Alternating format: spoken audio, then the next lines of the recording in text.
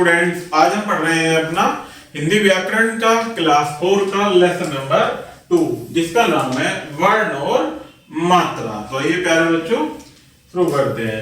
भाषा की वह सबसे छोटी इकाई जिसके टुकड़े या खंड नहीं किए जा सकते वर्ण कहलाती है। अर्थात भाषा की जो सबसे छोटी इकाई होती है और उसके कोई और टुकड़े या खंड नहीं किए जा सकते, वही क्या होती है, हमारी वर्ण कहलाती है। बोलते समय हमारे मुंह में से जो आवाजें निकलती हैं वे आवाजें ही वर्ण कहलाती हैं। सभी शब्द वर्णों के मेल से ही बनते हैं। किसी शब्द में कितने वर्ण अथवा कितनी आवाजें समाहित हैं। जैसे एक शब्द है पुस्तक और एक है आम। तो इस पुस्तक शब्द को जब हम टुकड़ों में लिखेंगे प्यारे बच्चों, तो हम पाएंगे कि जैसे आम शब्द है और पुस्तक है, जब हम आम शब्द के टुकड़े करेंगे आ प्लस मैं प्लस ए, इसमें क्या है, तीन ध्वनियां हैं, आ मैं और ए, ये तीन ध्वनियां हैं। इसी प्रकार से पुस्तक में पे उ से ते ए के ए, इसमें कुल कितनी ध्वनियां हैं, 7 ध्वनियां हैं। यही क्या है कह रहे बच्चों, वर्ण। क्या इन ध्वनियों के आगे टुकड़े किए जा सकते हैं? नहीं, क्योंकि यही सबसे छोटी ध्वनियां हैं, इनके और अधिक टुकड़े नहीं किए जा सकते। अर्थात यही क्या है प्यारे बच्चों, वर्ण। वर्ण के मुख्य 2 भेद होते हैं, जिसमें पहला है स्वर।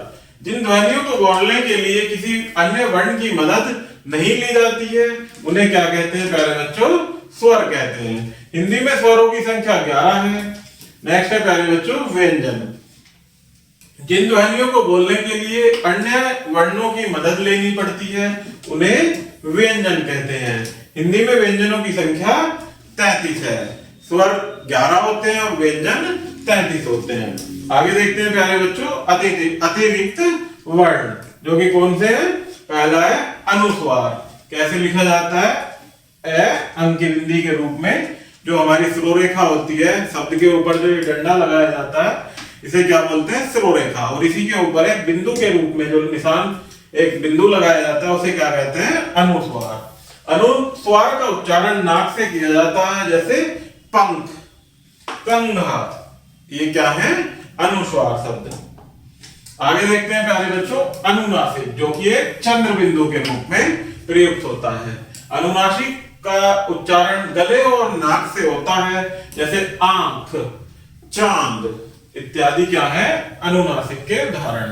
नेक्स्ट है प्यारे बच्चों विसर्ग। विसर्ग का उच्चारण है की तरह होता है, जैसे अतः, पुनः इत्यादि क्या है, विसर्ग के साथ प्रयुक्त होने वाले शब्द। नेक्स्ट है डै और ढै।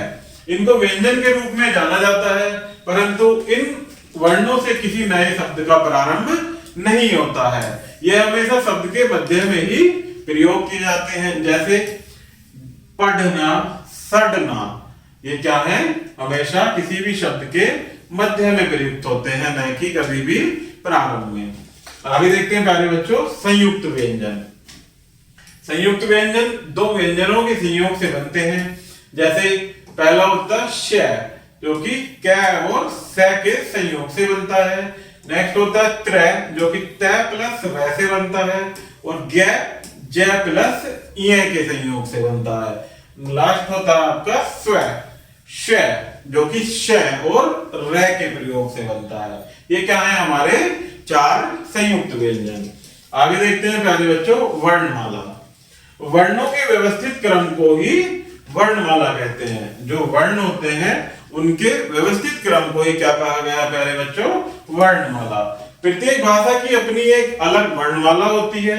हिंदी भाषा की वर्णमाला स्वर और व्यंजन के व्यवस्थित क्रम से बनती है। हिंदी वर्णमाला में 44 वर्ण है और अंग्रेजी में 26 वर्ण है, जिन्हें अल्फाबेट्स कहते हैं। आगे देखते हैं प्यारे बच्चों मात्रा।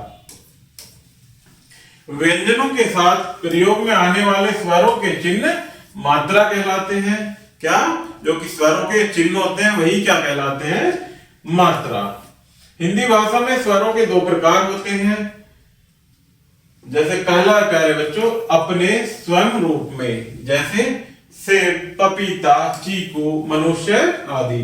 नेक्स्ट है व्यंजनों के साथ मात्रा के रूप में, जैसे क आ अर्थात का, प ई अर्थात क्या बनता है पी, जो कि व्यंजनों के साथ में मात्रा के रूप में आते हैं। स्वरों को व्यंजनों के साथ लिखते समय उनके चिन्ह का प्रयोग किया जाता है, ये चिन्ह ही मात्रा कहलाते हैं। जो चिन्ह लगाए जाते हैं व्यंजनों में स्वरों के साथ उन्हें क्या कहा जाता है प्यारे बच्चों, मात्रा। व्यंजनों के साथ स्वरों की मात्राएं निम्न प्रकार से प्रयोग की जाती है। ये यहाँ पर स्वर दिए गए हैं प्यारे बच्चों, और ये इनकी मात्राएं हैं जो कि इस प्रकार से व्यंजनों के साथ प्रयुक्त की जाती हैं, और ये इनसे कुछ शब्द बनाए गए हैं। तो हमारे स्वर कौन कौन से हैं? ए, आ, ई, उ, ऋ, ए, आई, ओ, औ। ये हमारे 11 स्वर हैं जिनकी ये मात्राएं होती हैं। प्यारे बच्चों, एक ऐसा स्वर है जिसकी कोई अपनी मात्रा नहीं होती है।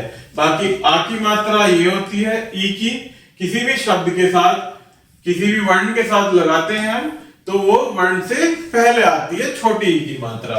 बड़ी ई की मात्रा किसी भी वर्ण के बाद आती है, इस प्रकार से।